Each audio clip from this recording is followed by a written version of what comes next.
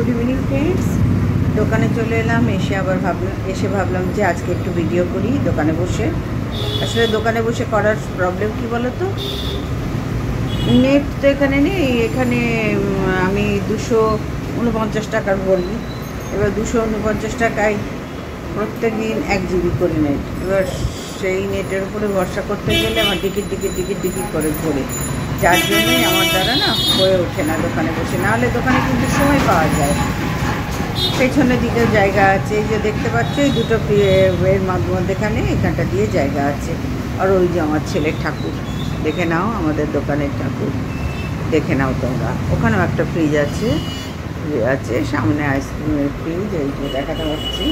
আর এদিকে Cadbury fridge, এই যে দেখে সবই চলছে এখন, সব 4টে ফ্রিজই চলছে ভাই।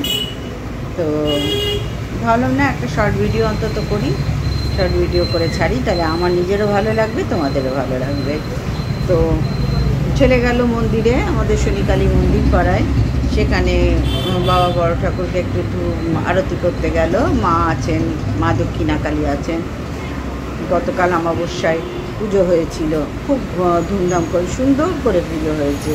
আমি যখন রাত্রিবেলা দোকান বন্ধ করে যাচ্ছি, তখন ওই মন্দিরের দাদারা বলছে একটু আগে এলেন না, পুজোটা খুব ভালো করে হলো। সত্যি গিয়ে না মনে হচ্ছে ঠিক তারাপীঠে এসে গেছে। আসলে সব জায়গারই তো তারাপীঠ, সব মন্দিরই তো তারাপীঠের সমান, বা কালীঘাটের মন্দির, আমাদের পাড়া শনিকালী মন্দির, সব মা তো এক, সব মা এক, সব বাবা মা। ভীষণ ভালো লেগেছিল। অনেক মহিলা এনেছিলেন ওই রাত্রি 11টা পর্যন্ত, মানে 11:30 নাগাদ তখন ভোগ বিতরণ হয়েছে। সবাই ছিল, সবাই মিলে হয়েছে। আর প্রত্যেক অমাবস্যায় আমাদের মন্দিরে পুজো হয়, ভোগ বিতরণ হয়, আমরাও পাই মধ্যে, কিন্তু গতকাল অত রাত্রিরে গেছি তো, যার জন্য আর ভোগটা খাওয়া হয়নি।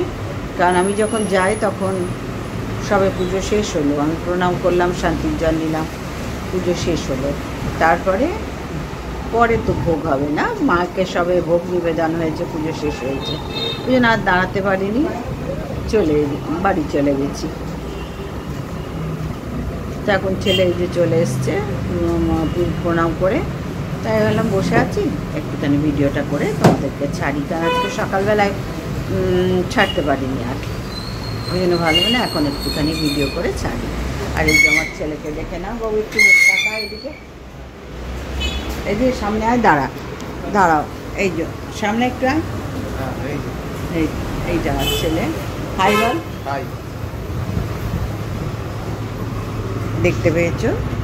মা ছেলে তখন বসেছি, এবার ওর বাবাও এসে যাবে, সপরিবারে আমরা দোকানেই থাকবো। তারপরে ছেলে 9:30 নাগাদ ছেলে চলে যাবে, আর ওর বাবা আর আমি আগে 11টা পর্যন্ত থাকতাম। গতকাল চলে গিয়েছি তাড়াতাড়ি, শরীরটা খুব খারাপ ছিল। পরশুদিন রাত্রে ঘুম হয়নি, শরীর ভালো ছিল না, ভালো লাগছিল না। 10টার সময় বন্ধ করে তারপরে গেছি।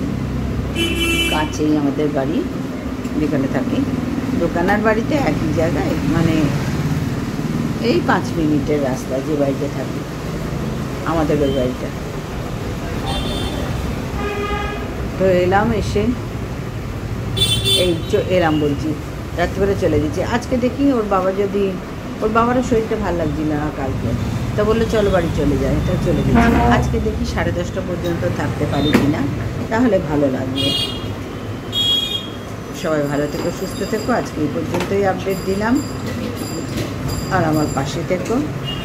আস্তে আস্তে নিশ্চয়ই তোমাদের ভালো লাগাতে পারবো।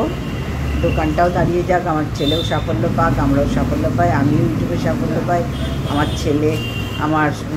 ছেলের বাবা, ওরা সব আমাদের দোকানটা নিয়েও সাফল্য পায়। পাশে থেকেও, ভালো লাগবে। আজকে আসলাম এখন, আর কি বলবো, গুড নাইটই বলে দিই, গুড নাইট। হ্যাঁ, না আমার ব্যাগ নিয়ে নে।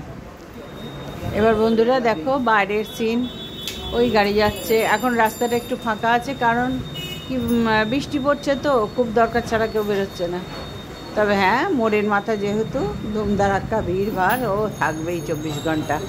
আর এখানে যে ফুচকা বসছে আমাদের দোকানের সামনে, ছাতা দেখতে পাচ্ছ একদম দোকানের সামনেই। ওর নামও সুনীল, ছেলের বাবার নামও সুনীল, ওর নামও সুনীল। এইখানে বেশ রমরমিয়ে থাকে দোকানের সামনে, এখানে বসে আলু কাবলি খায়, ফুচকা খায়, ভালোই লাগে। ওকে বললেও দিয়ে দেয়, ব্যাস। কোথাও যেতেও হয় না, কিছুই না।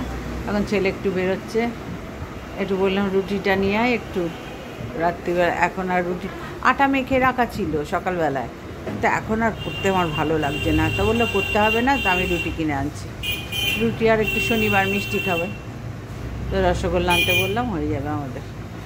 তরকারি কড়াই আছে, চা ঘুরে আসুক।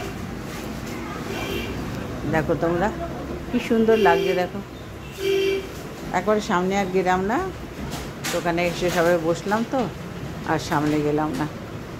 মেইন রোডের ওপরে দোকান, ফ্ল্যাট, এটার আলাদা মানে গুরুত্ব আছে, আলাদা ভালো লাগার বিষয়। আর 5 তলার ওপর ফ্ল্যাট, আমাদের অসুবিধা নেই কোথাও। দেখতে পাচ্ছ সব লোকজন যাচ্ছে।